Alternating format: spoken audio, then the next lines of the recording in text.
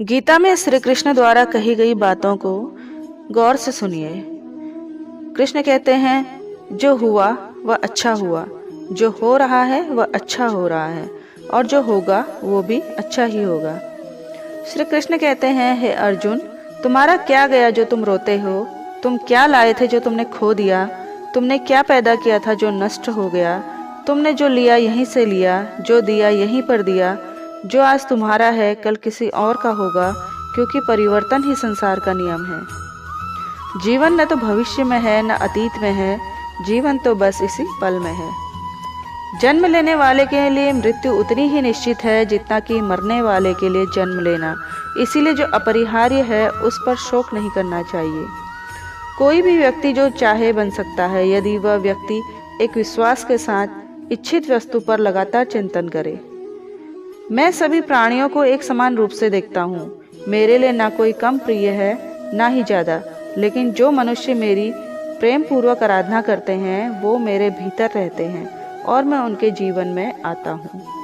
मनुष्य अपने विश्वास से निर्मित होता है। जैसा वह विश्वास करता है वैसा ही वह बन जाता है। श्री कृष्ण कहते हैं, फल की अभिलाषा छोड़कर कर्म करने वाला पुरुष ही अपने जीवन को सफल बनाता है। हे अर्जुन, क्रोध से भ्रम पैदा होता है, भ्रम से बुद्धि व्यग्र होती है, जब बुद्धि व्यग्र होती है तब तर्क नष्ट हो जाता है, जब तर्क नष्ट होता है तब व्यक्ति का पतन हो जाता है। मेरा तेरा छोटा बड़ा अपना पराया मन से मिटा दो, फिर सब तुम्हारा है और तुम सबके हो।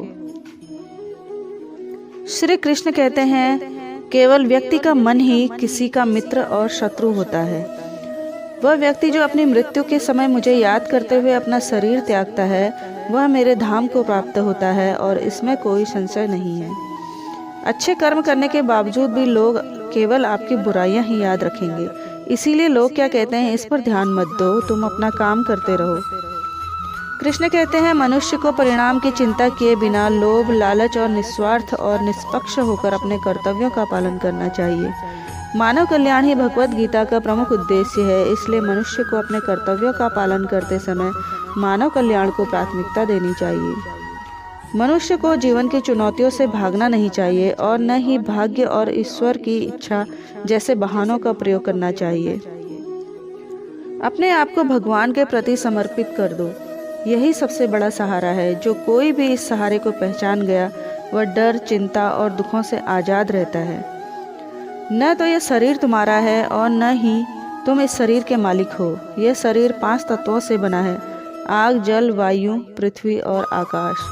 एक दिन यह शरीर इन्हीं 5 तत्वों में विलीन हो जाएगा। कोई भी इंसान जन्म से नहीं बल्कि अपने कर्मों से महान बनता है। जब इंसान अपने काम में ही आनंद को खोज लेता है तब वे पूर्णता को प्राप्त कर लेते हैं। तुम क्यों व्यर्थ में चिंता करते हो? तुम क्यों भयभीत होते हो? कौन तुम्हें मार सकता है? आत्मा न कभी जन्म लेती है और न ही इसे कोई मार सकता है। यही जीवन का अंतिम सत्य है। कृष्ण कहते हैं, अर्जुन, मैं धरती का मधुर सुगंध हूँ, मैं अग्नि की ऊष्मा हूँ, सभी जीवित प्राणियों का जीवन और सन्यासियों का आत्मसंयम भी मैं ही हूँ। मन की गतिविधियाँ, होश, श्वास और भावनाओं के माध्यम से भगवान की शक्ति सदा तुम्हारे साथ है। हे अर्जुन, प्रबुद्ध व्यक्ति के लिए गंदगी का ढेर, पत्थर और सोना सभी समान है। जो होने वाला है वो होकर ही रहता है और जो नहीं होने वाला वह कभी नहीं होता। ऐसा निश्चय जिनकी बुद्धि में होता है उन्हें चिंता कभी नहीं सताती है। समय से पहले और भाग्य से अधिक कभी किसी को कुछ भी नहीं मिलता है। जो व्यवहार आपको दूसरों से पसंद ना हो, ऐसा व्यवहार आप दूसरों के साथ कभी भी ना करें। जब जब इस धरती पर पाप, अहंकार और अधर्म बढ़ेगा तो उसका विनाश कर पुनः धर्म की स्थापना करने हेतु मैं अवश्य अवतार लेता रहूंगा। कृष्ण कहते हैं, हे अर्जुन, मैं भूतकाल, वर्तमान और भविष्य काल के सभी जीवों को जानता हूँ, लेकिन वास्तविकता में कोई मुझे नहीं जानता है। जिसने मन को जीत लिया है उसने पहले ही परमात्मा को प्राप्त कर लिया है, क्योंकि उसने शांति प्राप्त कर ली है। ऐसे मनुष्य के लिए सुख दुख, सर्दी गर्मी और मान अपमान एक से हैं। बुद्धिमान व्यक्ति को समाज कल्याण के लिए बिना आसक्ति के काम करना चाहिए। कृष्ण कहते हैं, जो मुझे सब जगह देखता है और सब कुछ मुझ में देखता है, उसके लिए न तो मैं कभी अदृश्य होता हूँ और न वह मेरे लिए कभी अदृश्य होता है। जो कर्म को फल के लिए करता है, वास्तव में ना उसे फल मिलता है, ना ही वो कर्म है। कर्म करो, फल की चिंता मत करो। फल की लालसा छोड़कर कर्म करने वाला पुरुष ही अपने जीवन को सफल बनाता है। जो विद्वान होते हैं वो न तो जीवन के लिए और न ही मृत्यु के लिए शोक करते हैं। जीवन ना तो भविष्य में है, ना अतीत में, जीवन तो इसी क्षण में है। खुद को जीवन के योग्य बनाना ही सफलता और सुख का एकमात्र मार्ग है। हे अर्जुन, जो पुरुष सुख तथा दुख में विचलित नहीं होता और इन दोनों में संभाव रहता है, वह निश्चित रूप से मुक्ति के योग्य है। जिसने जन्म लिया है उसकी मृत्यु निश्चित है और मृत्यु के पश्चात पुनर्जन्म भी निश्चित है।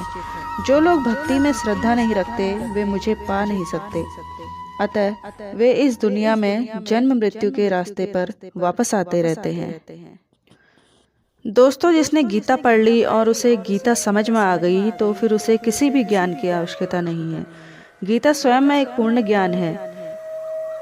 गीता पढ़ने वालों को जीवन, मृत्यु, भय, लोभ, मोह सभी तरह के विकारों से मुक्ति मिल जाती है। जिन्होंने गीता पढ़ ली और उन्हें गीता समझ में आ गई तो उन्हें किसी भी मोटिवेशनल स्पीकर की जरूरत ही नहीं, क्योंकि ये खुद दुनिया के सबसे बड़े मोटिवेशनल स्पीकर श्री कृष्ण द्वारा दिया गया ज्ञान है। अगर हम लोग इस गीता ज्ञान का 1% भी अपने जीवन में उतार पाएं तो हमारा ये जीवन सार्थक हो जाए।